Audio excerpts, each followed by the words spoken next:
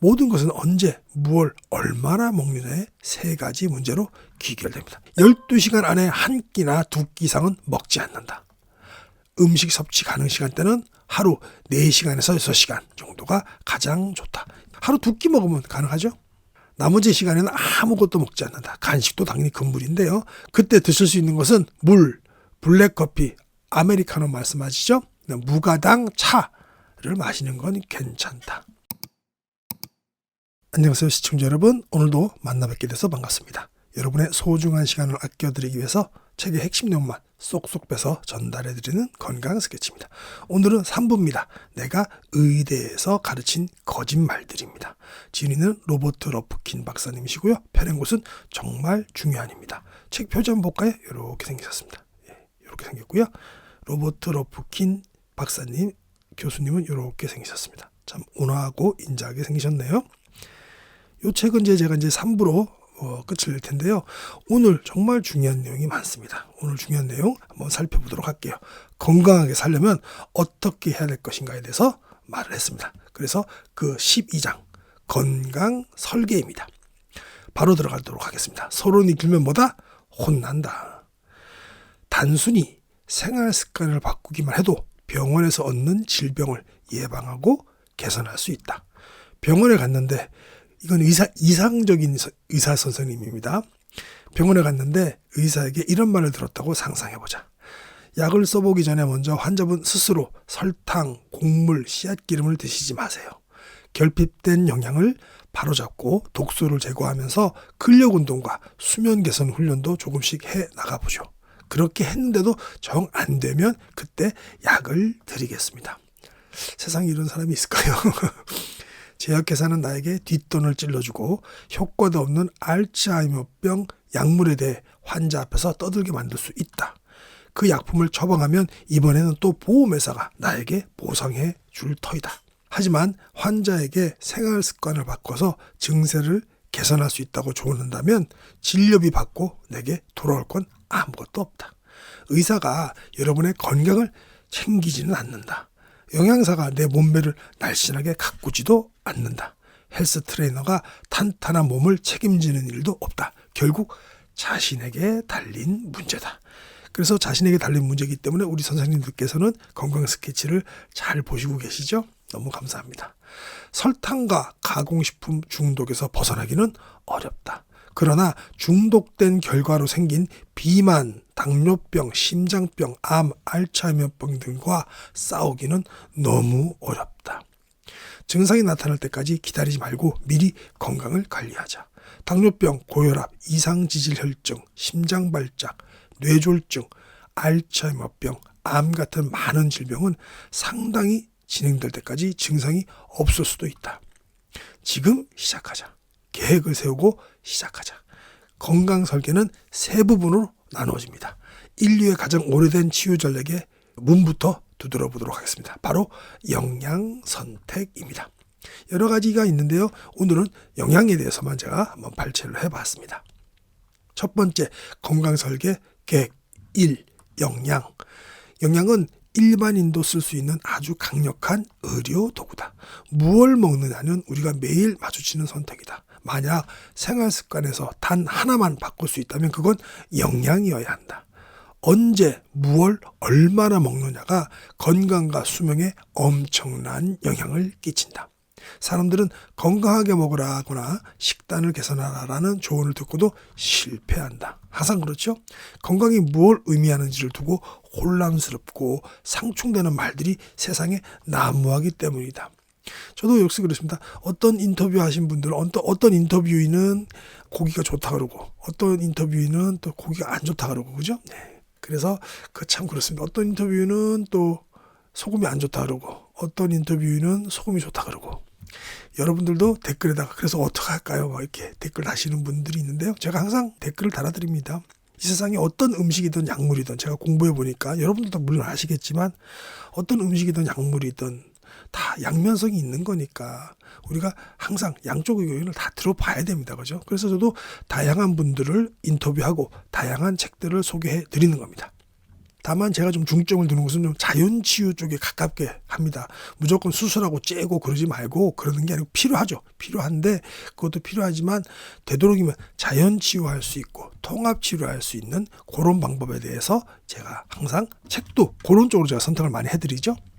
자, 다시 책으로 돌아왔습니다. 나는 영양계획을 이렇게 제안한다. 내가 생각하는 간단한 또 건강한 식단은 이렇다. 농이자, 농경 이전 자연식. 앞글자를 땄네요. 아마 이제 이게 번역하다 보니까 이런 것 같아요. 그죠? 농이자, 농경 이전 자연식. 농이자 계획의 본질은 수렵 채집인 방식으로 돌아가서 영양을 섭취한다는 겁니다. 뭐요? 수렵 채집인. 그렇다고 메모들을 사냥해 먹으라는 말은 아니고 오늘날 정상 식단을 구성하는 가공식품, 정제 탄수화물, 공장에서 만든 씨앗기름, 곡물을 끝없이 섭취하는 습관을 버리자는 얘기랍니다. 모든 것은 언제, 무얼, 얼마나 먹느냐의 세 가지 문제로 귀결됩니다. 이게 가장 중요한 팩트입니다. 네. 모든 것은 언제, 무엇을, 얼마나 먹느냐의 문제입니다. 이걸 하나씩 풀어드릴 겁니다. 자, 처음에 언제 먹을까요? 우리 계획에서 제안하는 첫 번째 영양설계에서는 음식의 종류와 양은 묻지도 따지지도 않는다. 네, 신구 선생님이신가요? 무엇을 얼마나 먹느냐와 상관없이 언제 먹느냐만 신경 써도 더 건강해질 수 있다. 그저 먹는 시간만 바꾸면 된다. 그렇다. 하루 중 음식을 섭취할 수 있는 시간대를 좁히기만 해도 더 건강해진다. 밥이 보약이라는 말은 맞다. 하지만 이따금 진짜 보약은 밥을 굽는 것이다. 농업혁명이 일어나 사방에서 농사를 짓고부터 식품을 저장하고 하루 중 언제라도 먹을 수 있게 되었다. 하지만 이전에 살던 수렵채집인 조상은 간헐적 섭식 방식으로 존재했을 것이다. 음식을 먹는 사이사이에 시간 간격이 상당히 길었을 법하다는 얘기다. 그렇게 해서 우리 몸은 케톤증 상태에서 지방을 연료로 태우고 토르를 줄이는 등의 유익한 대사 효과를 얻었다. 먹는 시간을 제한하면 과학적으로도 좋다. 언제 먹느냐가 무얼 먹느냐만큼 중요할 수 있다. 한 무작위 임상 실험에서 음식 섭취 가능 시간대를 12시간 이상에서 8시간으로 단순히 좁히기만 했는데도 불구하고 대사 건강이 좋아졌다고 합니다. 여기서 다시 체중이 감소하고 이완기 혈압, 최저혈압이 개선됐다고 하네요. 무엇을 먹든 종일 우물거리지 않고 하루에 2끼나 1끼만 먹는 편이 좋다. 같은 음식이라도 한두 차례 많이 먹으면 조금씩 자주 먹을 때보다 더 건강하다. 더 날씬하고 건강한 몸이 만들어진다. 또한 연구진은 개에게 하루 한 끼만 먹여보았다. 그랬더니 인지 기능 장애가 줄고 내장과 치아, 뼈, 신장, 간 등의 질환 발생률이 감소하는 등 건강 전반이 개선되었다. 이런 결과가 개뿐만이 아니라 사람도 성인이면 해당할 것이라고 믿는다. 20년 전에 한 영양사, 곧 우리 어머니는 하루에 조금씩 6끼에서 8끼를 먹으라고 말씀하셨다. 옛날에는 그렇게 했었죠. 그죠? 그래서 나는 과체중, 당뇨병 전 단계, 고혈압을 얻었다. 항상 배가 고픈 상태로 지낸 건 덤이었다. 지금은 반대로 일주일에 6끼에서 8끼를 배부르게 먹는다. 1일 1식이 기본이다. 건강하고 배고프지 않다. 우리 선생님 보니까 그죠? 사진 다시 볼까요? 네, 날씬하시고 건강해 보이시네요. 그죠? 1일 1식 하시는 분이네요. 그죠? 음식물 내용과 관계없이 음식 섭취 자체가 건강에 좋지 않을까? 그렇지는 않지만 어떤 식사든 염증과 인슐린 저항, 내장 투과성을 늘리는 작용을 한다. 염증은 음식 섭취에 대처하는 자연스러운 보호 반응이다. 이물질이 몸에 들어오면 mTOR가 염증을 일으킨다. 아침부터 밤까지 식사를 하고 간식을 먹는다는 것은 종일 mTOR를 켜놓는다는 뜻이다. 그러면 성견이나 성인이나 건강에 좋지 않다. 하루 몇 시간씩 우리 몸을 쉬게 해주자. 음식 섭취 가능 시간대를 좁히는 건 좋은 전략이다. 12시간 안에 한 끼나 2끼 이상은 먹지 않는다. 음식 섭취 가능 시간대는 하루 4시간에서 6시간 정도가 가장 좋다. 이제 1일 1식 하시는 분이니까 하루 4시간에서 6시간이면 이 20시간에서 뭐 18시간 정도 이제 금식을 하시는 거죠. 하루 2끼 먹으면 가능하죠. 나머지 시간에는 아무것도 먹지 않는다. 간식도 당연히 금물인데요. 그때 드실 수 있는 것은 물, 블랙커피, 아메리카노 말씀하시죠? 무가당 차를 마시는 건 괜찮다. 더 오랜 시간 굶으면서 간헐적 단식을 감행해봐도 좋다. 식사 시간을 다른 일에 쓰고 싶은가? 식비를 아껴서 다른 걸 사고 싶은가? 그러면서 건강까지 챙기고 싶다면 아침밥을 거르면 된다. 저도 그렇게 하고 있습니다. 여분의 시간과 돈이 더 필요하다면 점심도 건너뛰자. 물론 현재 건강 상태가 좋지 않다면 간헐적 금식을 시작하기 전에 의사와 상담하는 것이 바람직하다. 자, 다음으로는 무엇을 먹을까입니다. 먹는 시간을 알아보았으니까 이제는 내용물 이야기를 해보자. 고기를 좋아해서 많이 먹는 사람들과 고기를 입에도 대지 않으려는 이들은 정치적으로 뭉쳐서 서로 대답하죠. 미국은 특히 더 그렇죠. 네, 비건하고 항상 싸우고 있죠. 나는 비건처럼 오롯이 채식을 하든 정반대로 매끼 고기만 먹든 다 문제 없다고 보인다. 밥상에 가공식품만 없다면 어떤 식단이든 괜찮다는 뜻이다. 가공식품을 포함한 식단은 뭐든 건강하지 않다. 육류는 영양 밀도가 높다. 반대로 비건이나 채식 식단은 영양 밀도가 낮아서 고기가 든 식단보다 건강을 챙기기가 쉽지 않다. 하지만 미량 영양소에 주의를 기울인다면 약간의 아주 적은 미네랄 같은 거 말씀하시죠. 건강한 채식 식단을 꾸릴 수 있다. 물론 심각한 기저질환이 있다면 식단을 바꾸기에 앞서서 의사와 상담해야 합니다. 내가 요즘 무엇을 먹고 있는지 생각해보자. 이것이 건강하게 먹는 첫 단계다. 내가 요즘 뭘 먹는지 생각해 보시자는 거죠. 그게 첫 단계라는 겁니다. 음식을 만들 때 사용한 재료를 따져보자. 혹시 내 건강을 해치는 성분일까? 유해식품은 피하고 몸을 치유하는 음식을 먹으면 그만입니다. 간단하다. 그렇다면 무엇이 유해식품일까? 좋게 표현해서 가공식품이지 그냥 불량식품, 정크푸드입니다. 쓰레기 음식이죠. 거대 제약회사처럼 거대 식품회사가 존재한다. 그렇죠? 두 산업 모두 소비자 건강은 기업의 우선순위가 아니죠. 기업의 이윤 추구가 우선순위입니다. 거대 식품회사는 소비자에게 선택할 수 있다는 환상을 준다. 고를 수 있는 브랜드가 수백 가지인 것 같지만 실은 모두 몇몇 대기업 집단 손아귀에 있다. 그 중에서 당신의 건강을 정말로 챙겨줄 회사는 전혀 없다. 1980년대에 담배 제조업체들이 가공 불량식품 산업을 대거 인수해서 가공식품의 담배처럼 중독 비즈니스 모델을 짜 맞추었다. 중독성 물질을 늘리고 가격은 낮추면서 광고비를 쏟아 부었다. 그들이 겨냥한 상대는 아이들이었다. 효과가 있었다고 생각한다. 나는 그들이 과연 자기네 자녀에게도 이런 유해 불량식품을 먹였을까 싶다.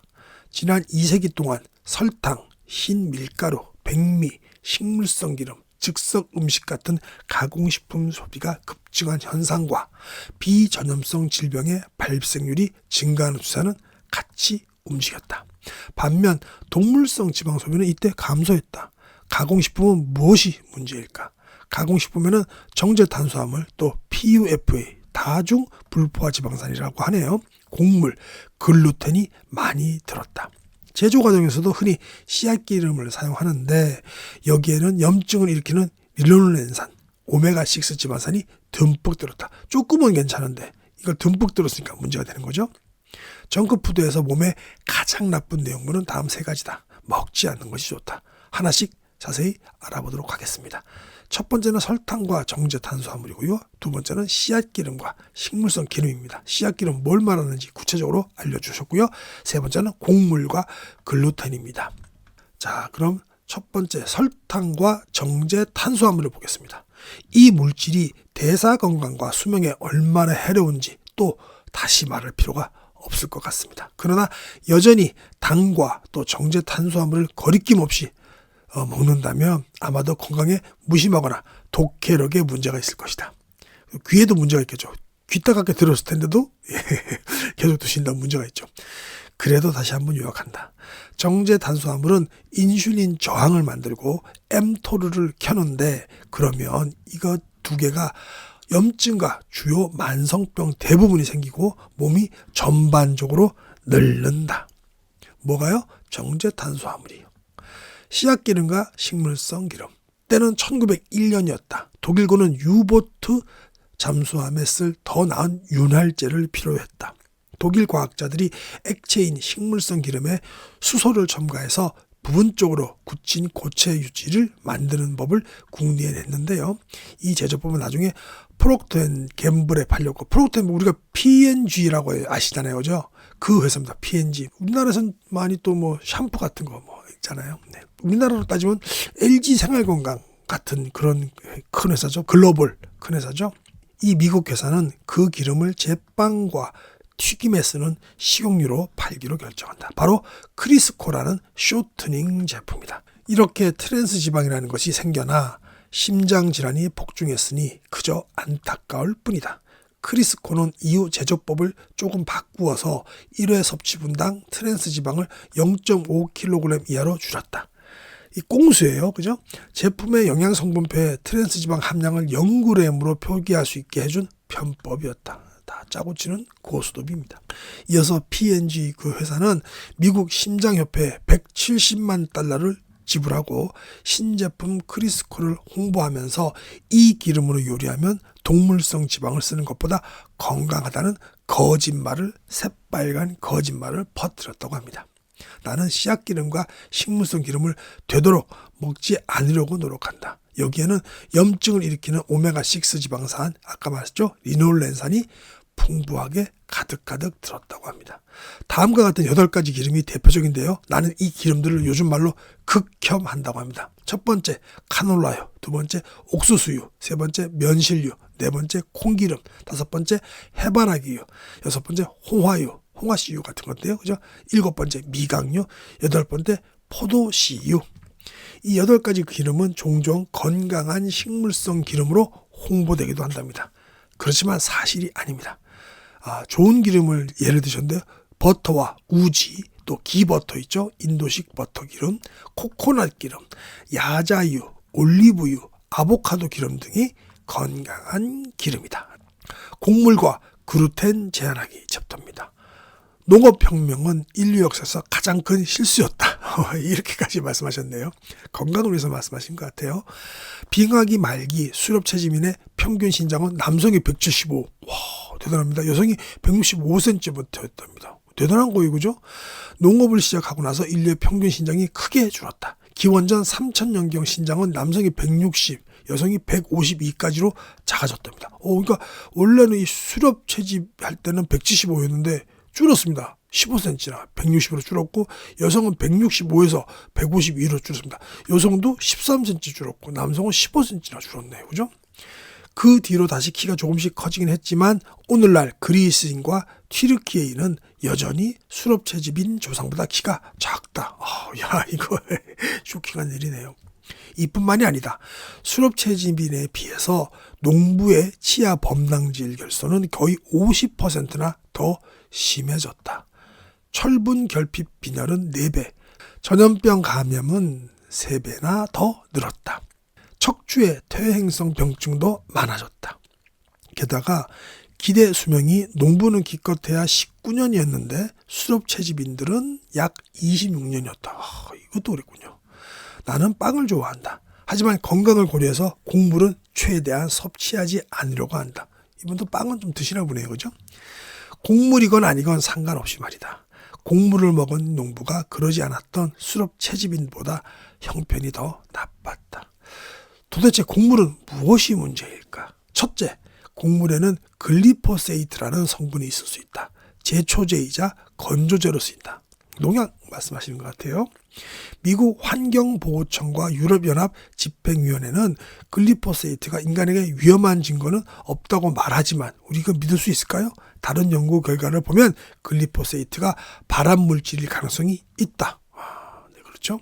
굳이 위험을 감수할 까닭이 없다. 곡물의 다른 작용까지 고려하면 더욱이 그렇다. 또 게다가 우리 밀가루 같은 경우는 미국에서 수입하면서 안 상하게 하려고, 그죠? 네. 문제가 심각하죠. 또한 곡물은 염증을 유발한다. 어떤 밥을 먹든 소화 과정에서 염증은 생기기 마련이다. 하지만 곡물은 다른 음식에 비해 그 작용이 커진다. 곡물은 세균 독소가 장벽을 통과해서 혈류로 곧장 들어가기도 한다. 그게 바로 장누수 증후군입니다. 이 증후군을 일으키는 원인 중 하나가 글루텐이다. 나에게 셀리악병이 있는 건 아니지만 그래도 글루텐은 어쨌거나 피하고 싶다. 그 까닭은 이렇다.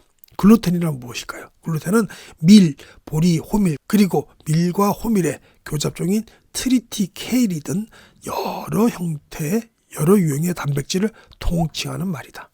이런 단백질을 프롤라민이라고 한다고 합니다. 다양한 이 프롤라민이 존재하지만 모두 연관성이 있고 구조와 성질이 비슷하다고 합니다. 글루텐은 탄성이 좋아서 과자와 빵을 구울 때 글루텐이 든 곡물을 씁니다. 이런 음식이 오늘날 식단에서 큰 비중을 차지하는데 서구에서는 하루 섭취량이 약 5g에서 20g으로 추정된다고 합니다. 이런 단백질을 소화관에 있는 효소들이 분해하는데 어려움을 겪습니다. 효소가 참 중요한 건데 이런 단백질들은 소화관에 있는 효소들이 분해하는데 어려움을 겪는다네요. 단백질이 불완전하게 소화되면 단백질을 구성하는 커다란 아미노산 덩어리인 펩타이드가 소장벽을 통과해서 신체의 다른 곳으로 들어갈 수가 있다. 그러면 셀리악병처럼 글루텐과 관련된 여러 질환에서 나타나는 면역 반응을 일으킨다. 저탄수화물 식단은 당연히 곡물과 거기에 든 글루텐을 대부분 제외한다. 저탄수화물 식단입니다. 이론상 완벽한 저탄수화물 식단은 없겠지만 밥이 정말로 보약이 되게끔 애쓴다면 놀라운 일이 벌어질 수 있다. 약이 필요 없게 될지도 모른다. 내가 이번 장을 쓰는 사이에 의학학술지인 내분비 당뇨 비만의 현재 견해에 놀라운 검토 논문이 한 편 실렸다. 탄수화물 섭취와 심장병 위험 그리고 스타틴에 관한 내용이었다. 제목이 논문의 요점을 말해준다. LDL 콜레스테롤 수치가 높은 사람을 스타틴 약물 대신 저탄수화물 식단으로 치료할 수 있다. 네. 스타틴은 이제 거의 의식 있는 또 깨어 있는 양심적인 분들은 스타틴 드시지 말라고 항상 말씀을 드리죠. 이 스타틴 약물 먹지 말고 저탄수화물 식단으로도 치료할 수 있답니다. LDL 콜레스테롤 수치를. 자, 그럼 케톤시스, 케톤증을 보겠습니다.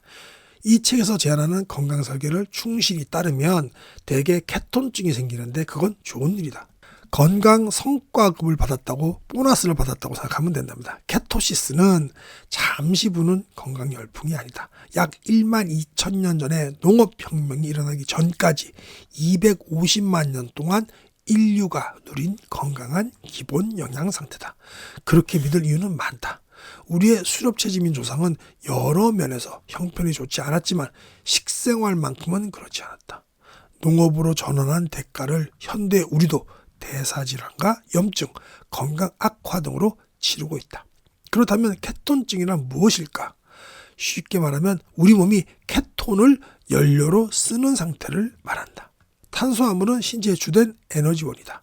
탄수화물 섭취량이 하루에 50g을 밑돌면 인슐린 분비가 줄어들고 저장해둔 글리코겐이 바닥이 난다. 그러면 신체는 대사 반환을 겪는다.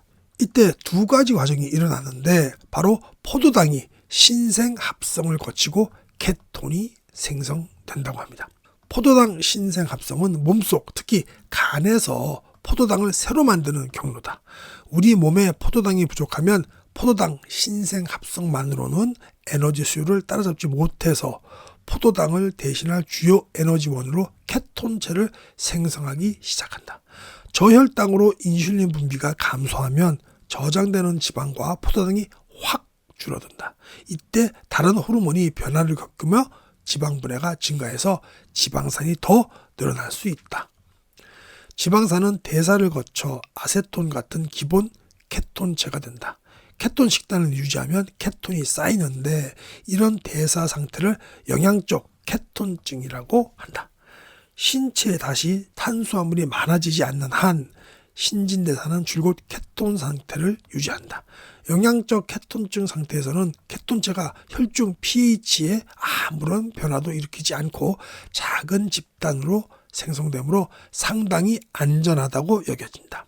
생명을 위협하는 병증인 케톤산증과는 완전히 다른 개념이다. 이때는 케톤체가 훨씬 더 커다란 집단으로 생성되어 혈중 pH가 산성으로 바뀐다고 합니다. 케톤체는 심장, 근육조직, 신장 등에서 수월하게 동력원으로 쓰인다. 혈액, 뇌장벽 등을 통과해서 뇌의 대체 에너지원이 될 수도 있다고 합니다. 이거 참 중요한 내용이네요. 그죠? 처음 읽었을 때는 중요한지 몰랐는데 굉장히 중요하네요. 다시 한번 읽겠습니다. 케톤체는 심장, 근육조직, 신장 등에서 수월하게 동력원으로 쓰인다. 혈액, 뇌장벽을 통과해서 뇌의 대체 에너지원이 될 수도 있다고 합니다. 게다가 케톤체는 슈퍼 연료라 불리는 ATP를 포도당보다 더 많이 만든다. 그렇군요. 그러면 신체는 열량이 부족한 상태에서도 꾸준히 효율적으로 연료를 생산할 수 있다. 또한 케톤체는 활성산소의 손상을 줄이고 항산화력도 강화한다. 케톤 식단이 선사하는 건강의 유익성은 엄청나다. 케톤 생성 식단 연구에 자원한 그룹에게 사흘간 케톤식을 먹겠다. 단 사흘입니다. 그 짧은 기간에도 체중과 염증이 줄었고 인슐린 감음성이 개선되었다. 인슐린 민감도 얘기하는 거죠. 나처럼 당뇨나 당뇨병 전 단계 환자라면 당연히 케톤 식단으로 바꿔야 한다. 당뇨병의 생체 표지자 중 하나가 헤모글로빈 A1C, HB 헤모글로빈이죠. A1C인데 이것으로 지난 2-3개월 동안의 혈당치를 측정할 수가 있다고 합니다. 이 헤모글로빈 A1C 수치가 높으면 2형 당뇨병 환자라는 뜻이라고 합니다. 그렇다면 어떻게 해야 이것을 낮출 수 있을까요? 정제 탄수화물을 되도록 피하기만 하면 된다고 합니다. 2형 당뇨병 환자는 탄수화물만 먹지 않아도 심혈관계 대사의 위험 인자가 크게 준다. 선형성 감소가 일어난다고 합니다. 이 도표 한번 볼게요. 도표에서는 2형 당뇨병 환자군에게 탄수화물 섭취를 제한할 때 나타나는 효과를 보여주는데요. 요거 도표 한번 보도록 하겠습니다. 요겁니다. 요게 이제 이쪽으로 갈수록 탄수화물 섭취율이 여기서 65% 많았고 이쪽은 10% 적은 거예요. 이거 헤모글로빈 A1C 수치입니다. 65%였다가 쭉 이제 탄수화물 섭취가 줄어들면서부터 쭉 내려오는 게 보이시죠, 그죠? 네, 이러면 이제 2형 당뇨병 환자들한테 좋은 거겠죠, 그죠? 다시 책으로 돌아와서요. 케톤 식단은 인슐린 주사보다 편리한데 건강에는 더 좋다. 비용도 적게 든다. 사람의 신진대사는 케톤증 상태일 때 두루 좋도록 진화했다. 케톤은 포도당보다 더 많은 에너지를 선사하면서도 이런저런 만성병을 끌고 오지 않는다. 그런데도 지금 왜 많은 사람들이 케톤증을 무서워할까? 흔한 반대 논리는 이렇다. 케톤 식단은 꾸준히 할 수 있는 식이요법이 아니다. 내가 경험해보니 그렇지 않았다. 나는 케톤 생성 식단을 4년 넘게 실천했는데 이제는 특별한 식이요법이라는 생각이 들지 않는다. 그저 내 식습관으로 자리 잡았을 뿐이고 이 방식이 점점 더 마음에 든다. 이렇게 케톤 생성 접근법은 식단을 넘어서 생활 습관으로 확장해 나아가야 한다. 긴 안목으로 건강한 삶이 보장된 수명 배당을 주리라. 좋은 말씀이시네요. 자, 그러면 세 번째입니다. 얼마나 먹을까? 간단히 말하면 먹고 싶은 만큼 먹으면 된다고 합니다. 바뀌어야 할 것은 얼마나 먹고 싶은지다. 이게 중요한 말 같아요. 가공식품과 정크푸드에 가득 든 정제탄수화물, 씨앗기름, 곡물을 섭취하지 않고 피해야 한다. 더불어 음식 섭취 가능 시간대를 좁히고 이 책에서 제안하는 다른 조언도 잘 따른다면 여러분의 몸은 아마도 케톤증 상태로 바뀔 것이다. 이때 식욕이 함께 조절되는 흥미로운 효과가 찾아든다. 정제 탄수화물로 과도하게 식욕을 자극하지 않아서 식욕이 정상적으로 돌아간다는 뜻이다. 한 끼 식사를 마치면 그걸로 만족하게 된다. 감자칩, 정제 탄수화물이죠. 치즈, 지방을 한 조각씩 먹었을 때 느껴지는 배고픔의 차이를 떠올려 보기 바란다. 빨리 시작할수록 좋다. 성인이라면 언제 시작해도 이러지 않는다. 마찬가지로 생활 습관을 교정해서 건강을 개선하고 수명을 늘리기에 너무 늦은 시점은 없다. 생활 습관을 바꾸기는 어렵다. 약 하나 삼키는 일에 비하면 훨씬 어렵다. 하지만 효과는 대체로 훨씬 좋다. 먹기 싫은 다이어트 식단을 먹으면서 살을 빼지는 말자.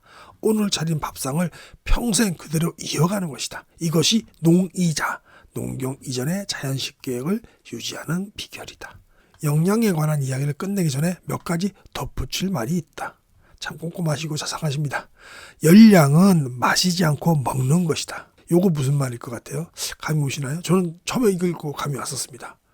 네, 주스를 먹지 말고 갈아서 그냥 우구적 씹어 드시라, 그 말씀인 것 같아요. 영양관리를 시작하는 가장 좋은 방법은 한 가지 꼽는다면 바로 칼로리를 마시지 않는 것이다. 오렌지와 사과 같은 과일을 통째로 알맞게 먹으면 몸에 좋다는 건 누구나 다 아는 사실이다. 이런 오렌지나 사과를 건강하지 않게 만드는 방법을 혹시 아는가? 그게 바로 믹서에 넣고 갈면 그만이다. 갈면 된다고 하십니다. 생과일에는 두 종류의 섬유질이 있다. 물에 잘 녹는 가용성이죠, 섬유질과 그렇지 않은 불용성 섬유질이다. 이 두 가지 섬유질이 소장에서 함께 보호 장벽을 형성해서 몸이 당을 포함한 영양소를 흡수하는 비율을 낮춘다. 그렇게 해서 엄청나게 많은 당이 간에 밀어닥쳐서 지방으로 바뀐 일이 없게끔 하는 것이죠. 과일을 믹서기에 넣고 피레로 갈면 불용성 섬유질이 칼날에 갈갈이 잘린다. 불용성 섬유질 없이 가용성 섬유질만으로는 당 흡수를 늦추는 장벽을 형성할 수가 없다. 과일을 먹는 이유 물론 중요합니다. 여러 가지 미네랄도 있고 비타민도 있지만 우리가 특히 과일 채소 같은 경우는 섬유질을 먹기 위한 것도 상당 부분 차지하는데, 이 불용성 섬유질하고 가용성 섬유질이 같이 있어야 당 흡수를 늦추는데, 불용성 섬유질이 갈갈이 이게 찢어져 버리면, 잘려버리면 이 장벽을 갖다가 형성할 수가 없다는 거예요. 그래서 갈아 드시지 말라는 겁니다. 일리가 있는 것 같아요. 저는 원래 갈아 먹는 거 별로 안 좋아합니다. 그냥 이빨로 우구적 씹어 먹는 걸 좋아합니다. 근데 제가 국물을 참 좋아해서 그게 문제입니다. 국물을 좋아해서 이때까지 소금을 많이 먹긴 먹었네요. 그건 좋은 건데 국물을 좋아하다 보니까 탄수화물을 많이 먹게 되긴 돼요. 그죠? 네, 다시 책으로 돌아가겠습니다. 과일을 주스로 마시면 통째로 먹을 때보다 인슐린 반응이 대단히 커지기 때문에 올라간 혈당 수치가 뚝 떨어질 수도 있다. 혈당 스파이크 말씀하시는 거죠? 자, 다음 도표는 오렌지를 주스로 마실 때와 통째로 먹을 때 혈당과 인슐린 수치에 미치는 영향을 보여준다. 다음 그림도 한번 볼까요? 네, 이 그림입니다. 요 밑에 있는 게 일반 오렌지, 우리가 그냥 먹는 오렌지였고요. 이 위에 있는 게 오렌지 주스입니다. 보시기에도 식후 이 혈청 인슐린 수치가 30분에 최대 피크를 칩니다. 먹자마자 우리가 10분 때부터 막 올라가기 시작하죠. 이 혈당인들이, 혈청 인슐린들이. 그러다가 30분에 피크를 치니까 우리는 식사하고 나서 30분까지는, 최소한 30분까지는 앉지 말고 서서 다니든 걸어서 다니든 뛰어서 다니든, 뛰는 거는 밥 먹었으니까 그렇고 어디든지 최소한 앉지는 말고, 그죠. 식후 30분 때까지는 이걸 떨어뜨리기 위해서 좀 노력을 해야 되는데 지금 그 얘기가 아니고, 어쨌든 간에 그냥 일반 오렌지 주스보다는 오렌지 주스가 훨씬 더 당 수치, 혈청 인슐린 수치를 높인다라는 그림입니다. 다시 이 책으로 돌아왔습니다. 소장 융합막은 장 건강에 중요한 요소인데 과당이 이 융합막을 교란해서 마이크로바이옴, 장내 미생물이죠. 여기에 변화를 가져오고 장누수, 증후군 혹은 염증 등을 일으킨다. 과일을 그대로 먹지 않고 주스로 마시면 많은 양의 과당을 한 번에 섭취하게 되는데, 이 과당이 전부 소장에서 흡수되어 곧장 간으로 간다. 그렇다면 다이어트 음료는 어떨지 궁금할 만하다. 저당이라느니 저칼로리라느니 광고를 해도 여전히 인슐린을 자극한다. 그러니까 우리가 이제 항상 물어보시는 분들 꼭 계세요. 간헐적 단식 기간에 칼로리 제로 음료 먹어도 되냐고. 안 됩니다. 안 돼. 그죠? 여기 나와 있죠. 여전히 얘네들도 인슐린을 자극합니다. 우리가 간헐적 단식 기간을 늘리는 이유가 뭔가요? 인슐린 분비를 적게 하기 위해서, 안 나오게 하기 위해서 하는 건데, 0칼로리라고 이거 먹어버리면 예, 그런 음료수 먹어버리면 인슐린이 자극하기 때문에 말짱 도루묵입니다. 그죠? 차라리 설탕으로 먹는 게 낫습니다. 그건 아니고요. 예, 둘 다 안 먹어야죠. 그러니까 간헐적 단식 그 기간에는 아까 말씀하신 대로 뭐 아메리카노, 커피, 아무것도 안 탄, 녹차, 뭐 그런 것들, 그죠? 그런 것들 드셔야 됩니다. 체내에 많은 지방을 저장해 비만이 되는 원인은 열량 자체보다 인슐린 자극에 있다. 제가 며칠 전에 조한경 선생님의 환자혁명 책에서도 똑같은 내용이 나오죠. 이건 정설입니다. 이제는. 그러니까 얼마나 먹는 칼로리가 중요한 게 아니라 환원적 문제가 아니고 인슐린 자극을 하지 않는 것들을 드셔야 된다는 거죠. 다이어트 음료는 체중 조절에 도움을 주지 않는다. 건강한 선택이 아니다. 마시지 않는 것이 정답이다. 다이어트 음료는 그저 많은 가공식품과 정크푸드 중 하나일 뿐이다.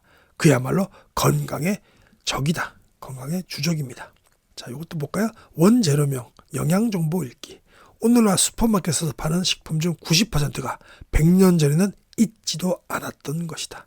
현대 질병 중 90%도 그때는 생겨나지 않았다. 예, 그게 무슨 말일까요? 슈퍼마켓에서 파는 가공식품이 결국 병을 일으킨다. 그 뜻으로 보여집니다. 우연일까? 가공식품이나 정크푸드를 어떻게 생각하는가? 이런 식품은 대부분 포장지에서 스스로 정체를 밝힌다.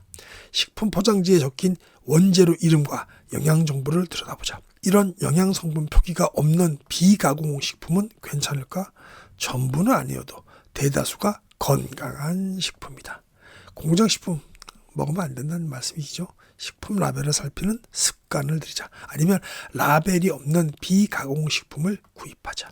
다음은 건강한 사람이 구매하는 식품 목록이다. 네, 달걀, 붉은색 고기, 닭고기, 생선, 채소, 치즈. 네, 여기서 우리 선생님은 붉은색 고기를 넣었는데 대부분은 붉은색 고기 또 안 좋아하시니까 저는 뭐 붉은색 고기만 뺀다면 달걀, 닭고기, 생선, 채소, 치즈.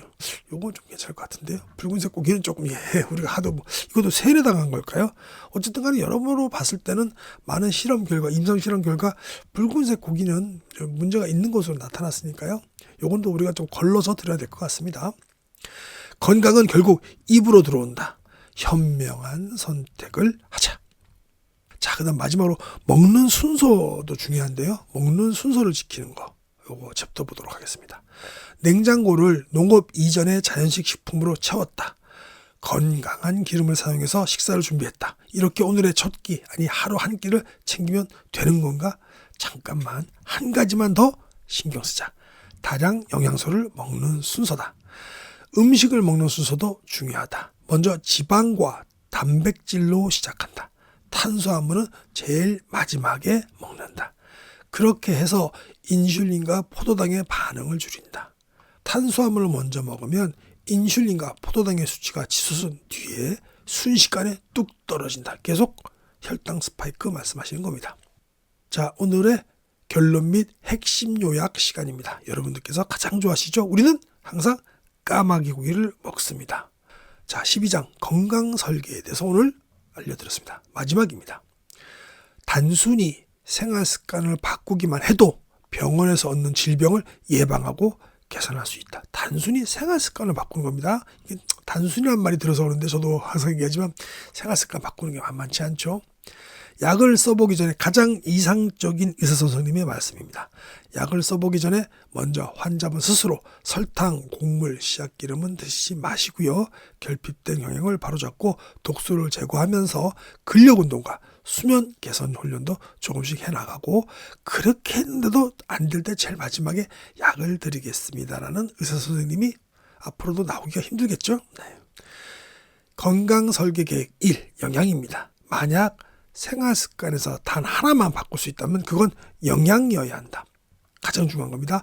모든 것은 언제, 무얼, 얼마나 먹느냐의 세 가지 문제로 귀결된다. 언제 먹을까? 하루 중 음식을 섭취할 수 있는 시간대를 좁히기만 해도 더 건강해진다. 하루 종일 뭔가 우구적 드시지 말란 얘기였습니다. 그죠? 12시간 안에 한 끼나 두 끼 이상을 먹지 않는다. 음식 섭취 가능 시간대는 하루 4시간에서 6시간 정도가 가장 좋다. 그러니까 20시간에서 18시간 정도 간헐적 단식을 하라는 얘기인데, 그러면은 한 끼 혹은 두 끼 정도 자연스럽게 먹게 되겠죠. 나머지 시간에는 아무것도 먹지 않는다. 간식도 당연히 금물이다. 단 물, 블랙커피, 무가당 차를 마시는 건 괜찮다.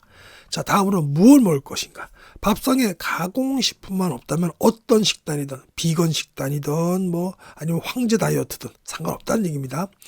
이것만 없으면 됩니다. 설탕과 정제 탄수화물, 씨앗기름과 식물성 기름, 그리고 곡물과 글루텐의 영향 때문에 그렇습니다.